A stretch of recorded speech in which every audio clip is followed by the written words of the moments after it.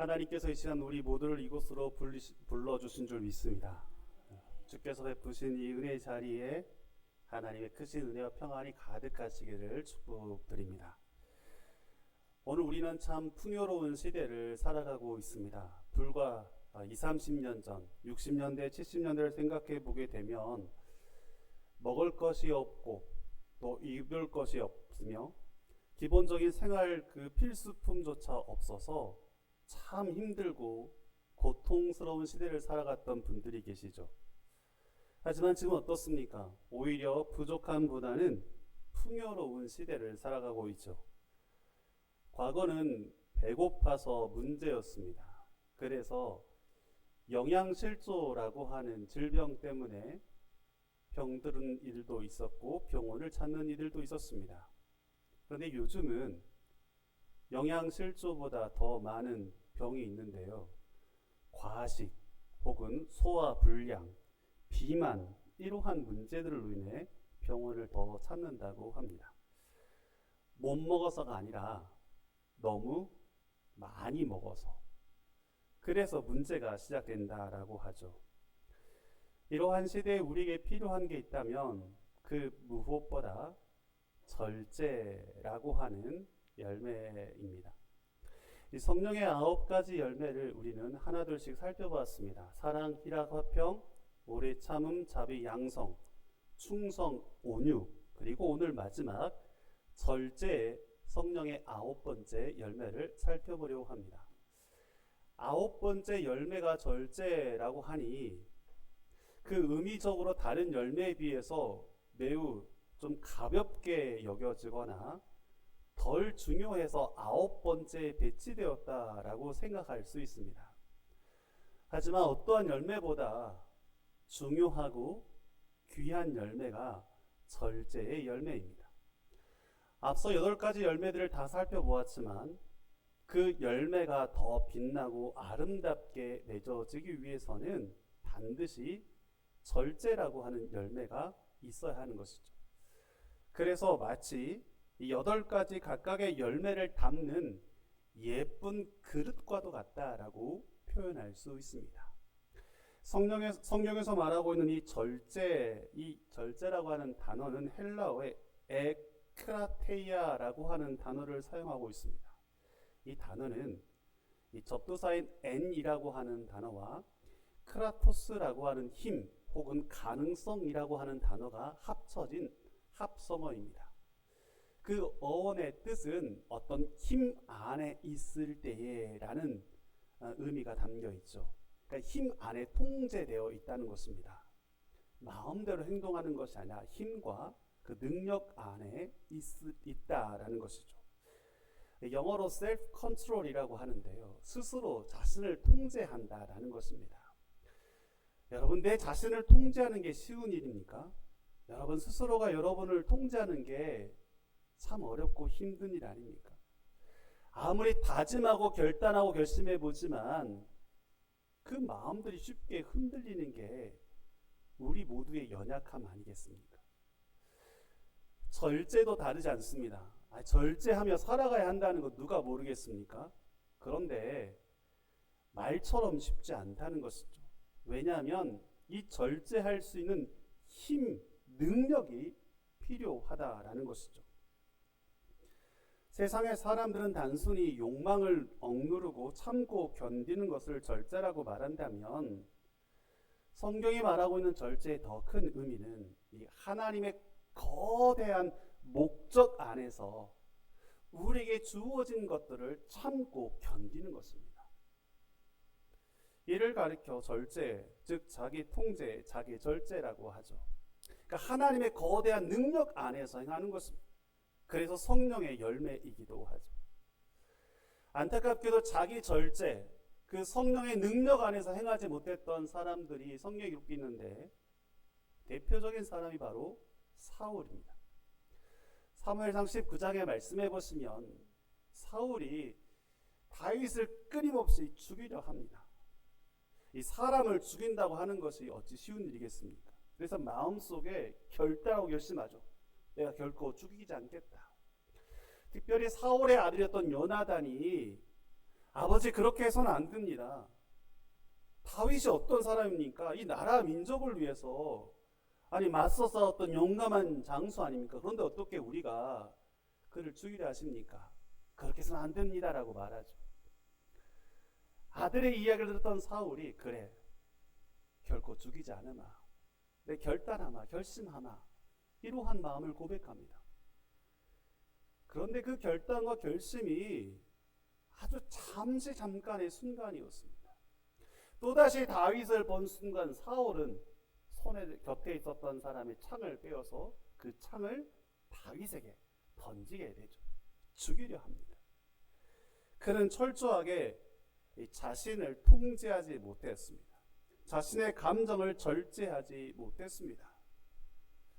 그래서 다윗을 죽이려 했던 것입니다.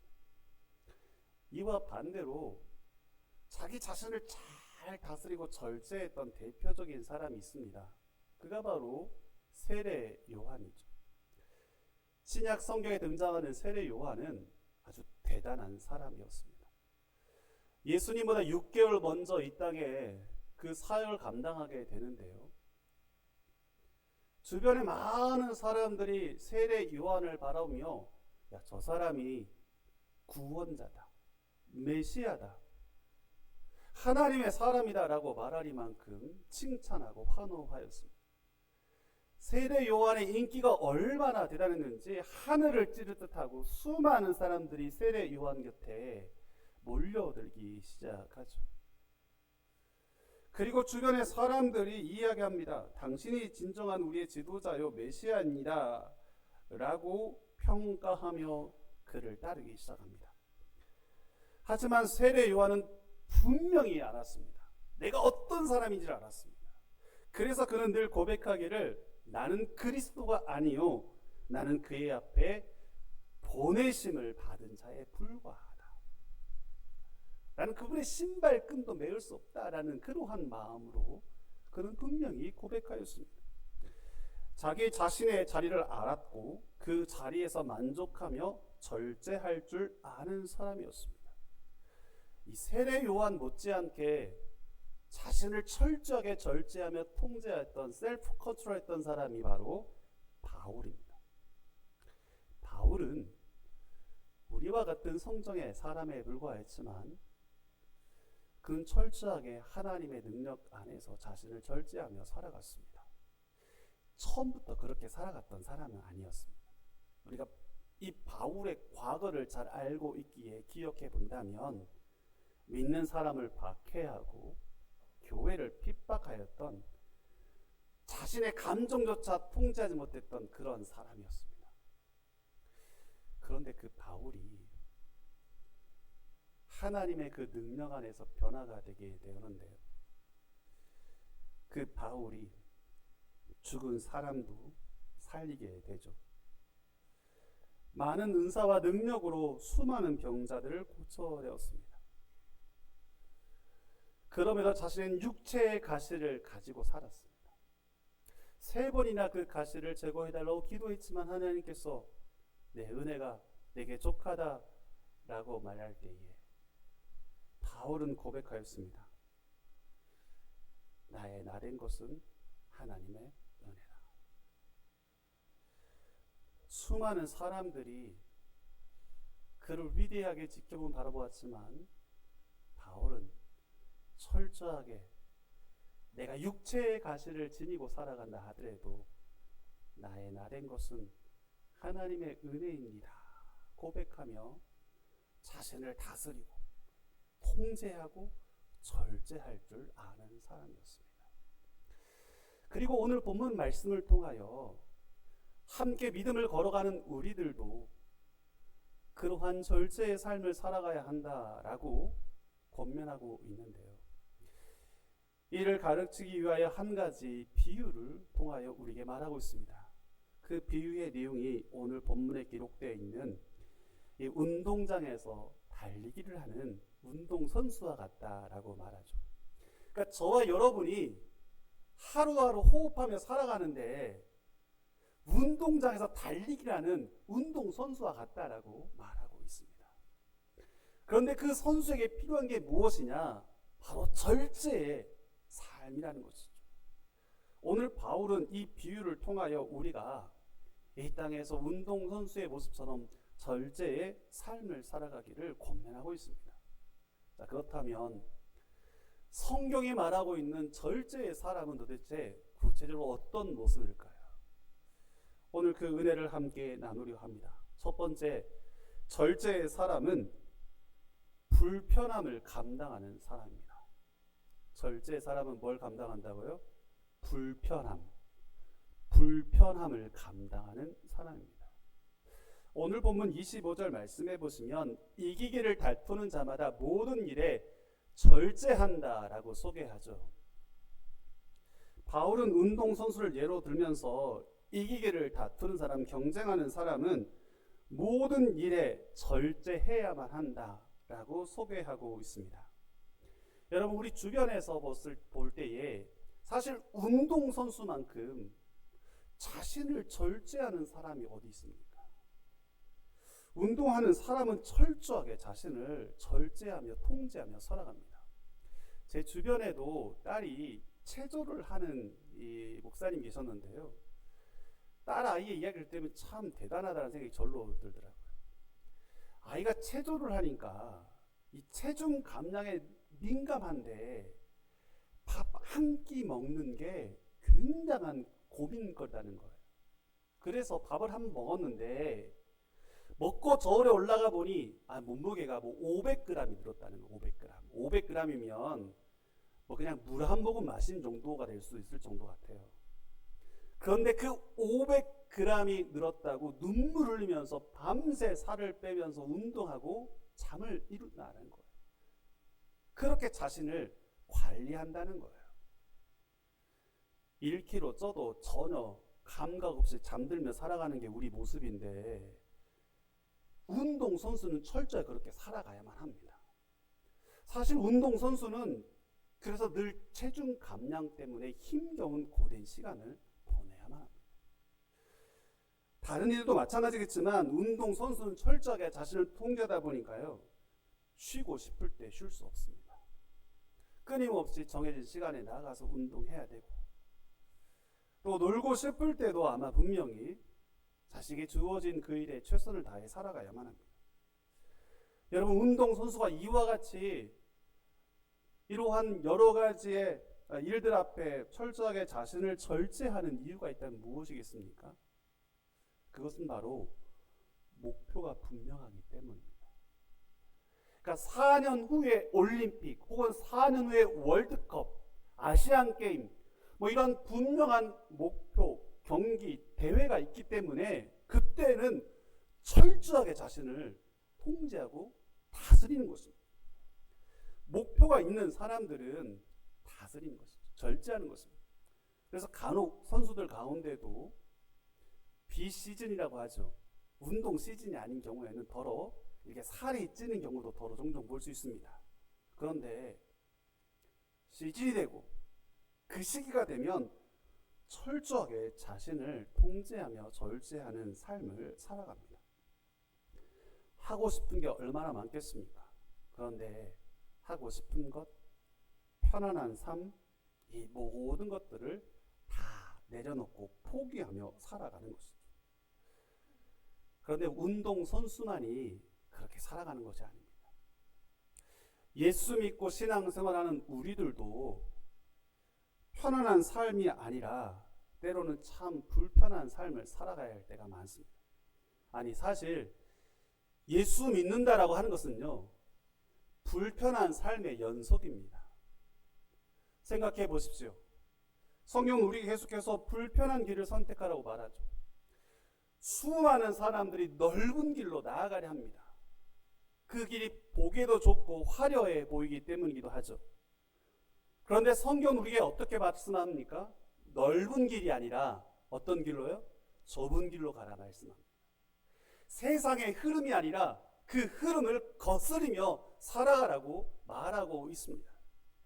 그래서 우리는 절제하는 것이죠. 세상의 사람들과 달리 다른 모습으로 살아가는 것입니다. 그래서 때로는 용서하기 싫지만 용서해야 할 때도 있고, 손 내밀기 싫지만 먼저 손 내밀어야 할 때도 있고, 섬기기 싫고 헌신하기 싫고 봉사하기 싫지만 그래도 내가 그 자리를 지켜가야 하는 것입니다. 내 시간과 물질을 내 마음대로 사용하고 싶지만 하나님의 나라와 이웃을 위해 내려놓을 때가 있다는 것이죠. 누가 시켜서가 아닙니다. 예수 믿고 보니까 그런 불편한 그 자리를 내가 찾아갈 수밖에 없다는 것입니다. 믿음 잃지 않고 신앙생활 하다 보니까 어느덧 내 걸음이 그 불편한 자리에 서 있다는 것이죠. 구약의 지도자였던 모세를 기억하십니까? 모세는 애굽 왕의 왕자로서의 시간을 보내었습니다. 왕자의 삶. 우리가 살아보지 않았지만 얼마나 화려했을까요? 이 땅에서 왕자의 삶보다 더 평안한 삶이 어디 있을까? 편안한 삶이 어디 있을까 생각해 봅니다. 여러분, 왕자는 사실 걱정할 일도 없습니다. 책임은 누가 질까요? 그의 아버지가 짓는 거예요. 왕자는 아버지의 권한에 빌붙어서 그냥 살아가면 되는 거예요. 그게 왕자의 삶이기도 하죠. 모세가 그런 시간을 보내었습니다. 그런데 어느 날 히브리 사람이 매를 맞고 있는데 이를 보면서 애굽 사람의 그의 분노하여 그를 죽이게 되죠. 그 다툼 속에 살인자의 그 길로 나가게 되었습니다. 그냥 편안하게 왕자로서 살아갈 수 있는데 이 살인자의 신분으로 떨어지게 되었습니다. 그럼에도 불구하고 모세는 그의 삶을 화려한 왕궁의 삶이 아니라 하나님의 백성들과 함께 고난받는 그 길을 선택하게 되죠. 히브리서 11장에 보면 모세를 가리켜 이렇게 기록하고 있는데요. 잠시 죄악의 낙을 누리는 것보다 하나님의 백성과 함께 고난받는 것을 더 좋아했더라. 모세는 애굽의 화려한 왕자의 삶보다 하나님의 백성과 함께 더 고통당하는 그 삶을 좋아했다고 했습니다. 눈앞의 편안함보다는 하나님이 약속하신 미래를 더 중요하게 보았기 때문입니다. 편안한 삶이 있었지만 모세는 오히려 불편한 삶을 선택하였습니다. 믿음이 깊어진다는 것이 바로 이러한 모습이 아닐까요? 신앙이 깊어진다는 것, 바로 이러한 모습이 아니겠습니까? 여러분, 우리가 믿음이 깊어지면 내 삶이 늘 편안한 삶, 평안의 삶만을 기대하고 있는데요. 그렇지 않습니다. 믿음이 깊어지면 깊어질수록 사실은 더 불편한 삶의 자리로 나아가게 될 것입니다. 그러한 의미에서 꼭 부탁드리고 싶은 게 있습니다. 여러분, 신앙생활 하시면서 불편함 없이 살아가겠다고, 불편함 없이 믿음의 길 걸어가겠다고 여러분 기대하지 마십시오. 신앙의 연수가 깊어질수록, 교회 안에서 직분이 무거워지면 무거워질수록 더 많은 불편함을 감수해야만 합니다. 그래서 교회에 와서 가장 편안하게 그냥 생각 없이 살아가야 될 분은 누구냐? 교회에 처음 등록하신 분들이에요. 그분들은 그냥 편안하게 생활하시고 편안하게 예배하면 되는 겁니다. 가장 불편하게 생활해야 될 분들이 누구일까요? 교회 오래 다니고 직분 갖는 분들입니다. 대표적으로 목회자죠. 그리고 장로님들, 권사님들입니다. 이분들은 불편하게 살아가야 돼요. 교회 와서 평안함을 추구하는 사람이 아니라 교회 안에서 나는 불편한 사람이다, 불편을 감수해야 하는 사람이다 라고 늘 다짐해야만 합니다. 그래야만 절제의 삶을 살아갈 수 있는 것이죠. 불편하다 보니까요, 절제할 수 있는 겁니다. 절제하니까 불편한 삶을 선택하는 것이죠. 그렇게 살아가면 손해만 보는 것입니까? 아니요. 하나님의 나라와 영광을 위해 불편의 삶을 살아간 이들에게 하나님 결코 빈손으로 돌려보내지 아니하십니다. 아브라함이 그의 아들 이삭을 내어놓았을 때에 한나가 그의 아들 사무엘을 주 앞에 드렸을 때에 어린아이가 가지고 있었던 보리떡 5개와 물고기 2마리를 주의 손 앞에 내려놓았을 때에, 그래서 자신이 먹고 자신이 기뻐하고 즐거워할 그 모든 것들을 내려놓은 순간 하나님께서 그 자리 가운데 역사하시고 기적을 베푸시고 이적을 행하셨습니다. 그러므로 절제하며 살아가는 것은 손해보는 삶이 아닙니다. 내가 가지고 있는 것 빼앗기는 삶이 아니라 오히려 하나님께서 준비하신 더 좋은 것을 받을 수 있는 믿음의 손을 펴는 것과 다르지 않습니다. 움켜쥐는 것보다 주님 앞에 내 손을 펴내면, 활짝 펴면 하나님께서 그 믿음의 손 위에 가장 좋은 것을 더하여 주실 줄 믿습니다. 달리기 하는 운동 선수도 다르지 않습니다. 지금 편안한 삶을 선택하고 싶고 멈추고 싶고 쉬고 싶었지만, 그러나 그의 삶의 자리 가운데는 장차 받게 될 영광이 있기 때문에, 면류관이 있었기 때문에 그들은 힘차게 멈추지 않고 달려갔던 것입니다. 신앙의 삶도 우리에게 주어진 면류관이 있습니다. 오늘 바울은 말하기를 이 땅에서 썩어질 면류관이 아니라 장차 받게 될 썩지 아니할 영원한 면류관이 있다라고 우리에게 말하였고, 이것을 향해 나아갔던 것입니다. 사랑하는 성도 여러분, 하나님의 은혜를 경험한 사람은 그래서 얼마든지 불편함을 참을 수 있고요, 두려워하지 않습니다. 아까워하지도 않습니다. 왜냐하면 하나님께서 더 좋은 것으로 채워주실 것임을 우리가 믿고 신뢰하기 때문이죠. 오늘 이 아침 간절한 마음으로 우리가 결단하고 소망하기는 내 삶에 주어진 자리에서 불편함을 감수하는 그 절제의 선택이 차고도 넘쳐나기를 축복드립니다. 여러분, 두 번째로 절제의 사람들은 더 중요한 것을 선택하는 사람들입니다. 오늘 본문 26절 말씀해 보시면, 그러므로 나는 다름질하기를 향방 없는 것 같이 아니한다 라고 기록하죠. 달리는 사람은 분명한 목표가 있습니다. 그냥 아무 곳이나 그가 원하는 곳으로 달리는 것이 아니라 목표를 향해 나가는 것입니다. 방향이 없는, 향방이 없는 것처럼 달리는 것이 아니라 목표를 향해, 결승점이라고 하는 그 목표를 향해 달려가는 사람들이 달리가는 사람들의 선수의 모습이죠. 방향이 있습니다. 목표가 있습니다. 그래서 흔들리지 않는 것이죠. 방향이 없는 사람들은 흔들리기 마련입니다. 그런 의미에서 방향이 있어야만이 내 삶을 절제할 수 있는 것이죠. 다른 것들을 바라보지 않고 좌우를 보지 않고 그 목표만을 향해 나아갈 수 있습니다. 방향이 분명한 사람들은 그래서 절제의 삶을 살아가는데요, 우리가 참 어렵고 힘든 것 중에 여러 가지 영역에서도 절제의 삶을 선택하게 됩니다. 첫 번째로는 먹는 것, 식욕에도 절제할 수 있습니다. 방향이 분명하기 때문입니다. 이런 이야기가 있죠.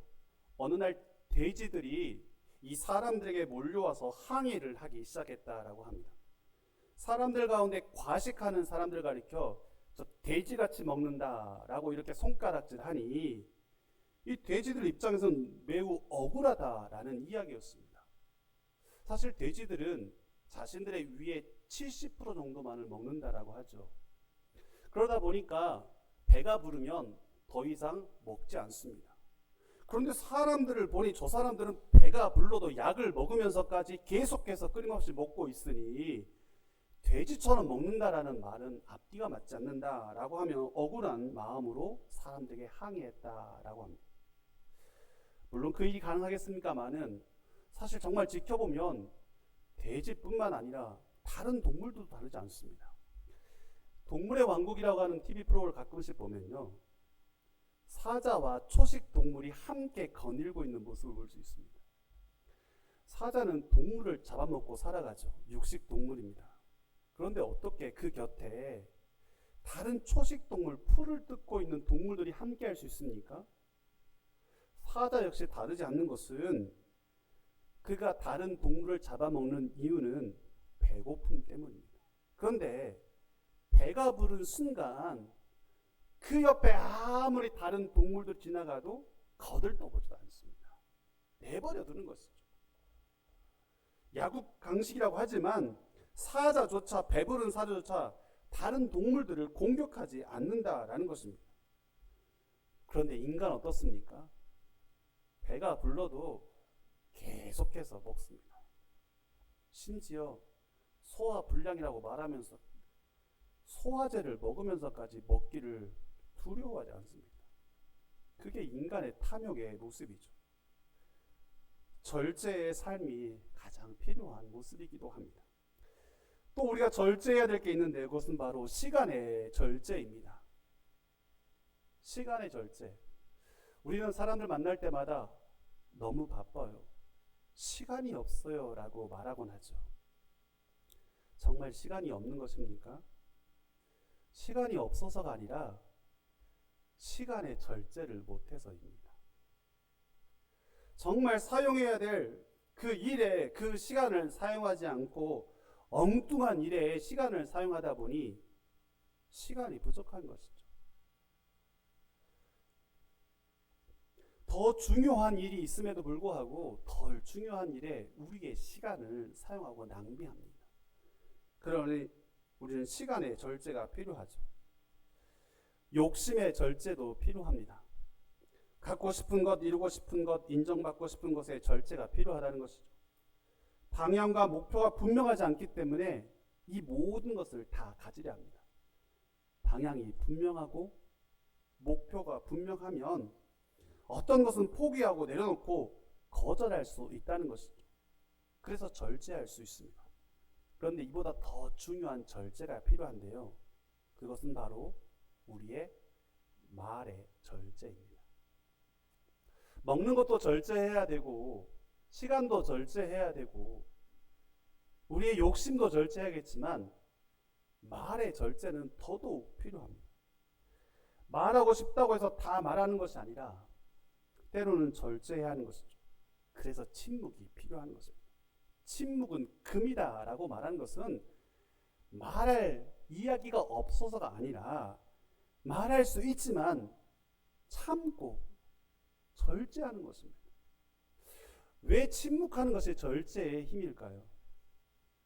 침묵한다라고 하는 것은 세상의 사람들이 내 마음 알아주지 못해서 내가 설명하고 이해하지 않지만 그래도 침묵하는 마음 속에는 내 마음 누가 아시는 거예요?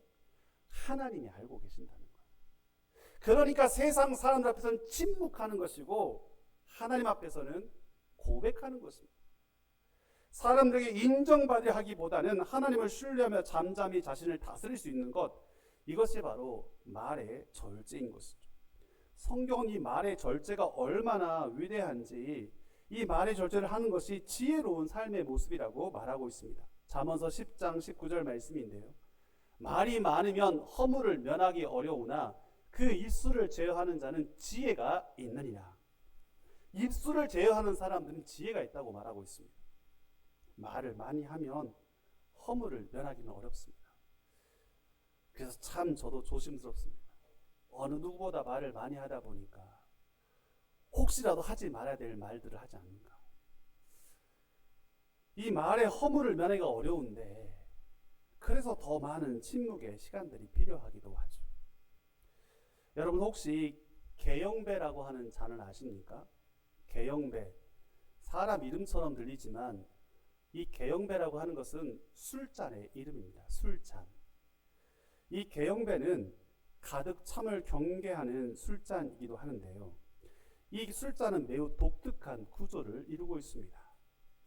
우리가 생각하는 술잔인데 그 술잔 전 중앙 부분에 약간 높은 기둥 같은 그러한 솟아난 부분이 있습니다. 돌출된 부분이 있어요. 그런데 그 부분, 그 이상 술잔의 술이 차지 않습니다. 그곳에 구멍을 뚫어서 그 정도의 지점에 이르게 되면 나머지의 술은 아무리 부어도, 물은 아무리 부어도 그 속으로 흘러 넘치는 것입니다. 그래서 아무리 가득 채우려고 해도 이 계형배의 술잔에는 정해져 있는 그 높이 이상 차지 않는다라는 것이죠. 우리 주변의 싱크대를 생각해 보면 알 수 있는데요. 싱크대에서 물을 자꾸 받아둬도 어느 부분이 되면 구멍난 부분으로 물이 넘쳐서 다른 곳으로 흐르게 되는 것이죠. 그와 같은 잔이 바로 계형배라고 하는 잔입니다. 조선시대 유명한 상인이었던 임상옥이라고 하는 이 기억나십니까? 예전에 상도라고 하는 드라마에 나왔던 주인공인데 이 거상 임상옥은 늘 자신 곁에 계형배 잔을 두고 살았다고 합니다. 내가 아무리 많은 재물을 모은다 할지라도 그 욕심이 차고도 넘치고 넘치면 결국은 넘쳐 나올 수밖에 없으니 그 욕심에 내가 넘치지 않기 위해서 모든 것을 잃지 않기 위해서 항상 계형배라고 하는 잔을 지켜보면서 자신의 욕심을 절제했다고 하죠. 저는 욕심뿐만 아니라 우리의 말도 그와 같은 절제가 필요하다고 생각합니다. 하지 않아도 될 말 때문에 관계에 상처를 줄 때가 얼마나 많습니까? 그래서 말을 못해서가 아니라 침묵하는 것이죠. 예수님께서도 많은 이들의 고발과 모함을 받으셨지만 하나하나 반응하거나 설명하거나 그들과 싸우려 하지 않았습니다. 오히려 그들 앞에 침묵하셨습니다. 힘이 없어서가 아니라 그렇게 말하고 싶은 그 마음조차도 우리 주님은 다스릴 수 있는 힘이 있었기 때문입니다. 그렇습니다. 침묵할 줄 아는 사람이 지혜로운 사람이라고 말씀하죠. 잠언서 17장 28절 말씀인데요. 그의 입술을 닫으면 슬기로운 자로 여겨지느니라. 우리의 입술을 닫고 침묵하는 순간 더 지혜로운 사람으로 여겨진다라고 말하고 있습니다. 여러분, 이렇게 절제하는 이유가 무엇일까요? 우리에게는 분명한 방향이 있기 때문입니다. 그냥 참고 견디는 것이 아니라 우리가 이렇게 절제하는 것은, 말을 절제하는 것은 우리의 관계와 공동체, 무엇보다 하나님을 위해서인 것입니다. 하나님의 나라를 위해서인 것이죠. 말하기 전에 하나님께서 우리의 마음을 아시고 하나님께서 판단하여 주시고 하나님께서 심판하시기 때문을 믿기 때문에 우리는 그분 앞에서 절제할 수 있는 것입니다. 사랑하는 성도 여러분, 절제는 하지 않는 것이 아니라 무엇을 위해 하지 않는 것, 바로 그것이 절제입니다. 세상의 사람들은 그저 안 하는 것이 절제다라고 말할 수 있지만 우리는 하나님의 나라와 영광을 위해 하지 않는 것이 절제라는 것입니다. 때로는 말도 하지 않고, 때로는 먹지도 않고, 때로는 우리의 시간도, 우리의 욕심도 절제하는 것이죠. 눈앞에 있는 것이 아니라 하나님이 주신 방향을 바라보기 때문에 우리는 절제할 수 있는 사람인 것입니다. 오늘 이 말씀은 우리에게 이 절제의 삶을 다시 한번 권면하고 있습니다. 단순하게 참고 견디는 것이 아니라 절제의 삶은 어떤 사람의 모습입니까? 불편한 자리를 선택하는 사람입니다. 때로는 더 좋은 것들을 깨닫고 선택하는 사람이야말로 절제하며 살아가는 사람인 것이죠. 오늘 그러한 삶을 통하여 우리에게 썩지 아니할 영원한 생명의 면류관이 있음을 우리에게 약속해 주셨습니다. 사랑하는 성도 여러분, 우리는 더 좋은 것을 위해 절제하며 살아가는 것입니다. 우리는 더 좋은 것이 있기 때문에 불편함을 감당하며 살아가는 것입니다. 우리에게 좋은 것은 무엇일까요? 하나님을 더 사랑하기 때문입니다. 하나님을 더 중요하게 여기기 때문입니다. 내 뜻보다 하나님의 뜻을 더 귀하게 여기기 때문에 내 욕망도 욕심도 절제할 수 있습니다. 내 말도 절제할 수 있고 내 시간과 나의 모든 삶도 절제하며 살아갈 수 있습니다. 오늘 이 아침 하나님을 사랑하는 믿음의 성도 여러분, 여러분의 삶의 자리 가운데 절제의 열매가 가득 맺히기를 소망합니다. 불편함도 참아내고 때로는 더 좋은 것이 있으니 우리에게 주어진 것들도 말조차도 참아낼 절제할 수 있는 아름다운 신앙을 통하여 우리의 삶의 자리에 절제 열매가 가득 맺히시기를 주님의 이름으로 축복드립니다. 함께 기도하겠습니다. 은혜로우신 아버지 하나님, 우리의 삶의 자리 가운데 말과 행동과 가정과 일터에서 신앙의 삶의 자리에서 절제 열매가 풍성히 맺혀지기를 소망합니다. 하나님 더 사랑하기 때문에, 하나님 더 중요하고 더 귀하기 때문에 자발적으로 불편한 자리에 나아갈 수 있도록 도와주시고, 내게 주어진 것들 앞에서도 참고 인내해 나갈 수 있도록 도와주시옵소서. 오늘 그러한 삶을 통하여 아름다운 절제 열매를 맺으며 살아갈 수 있도록 은혜를 더하여 주시옵소서. 예수 그리스도의 이름으로 기도하옵나이다. 아멘.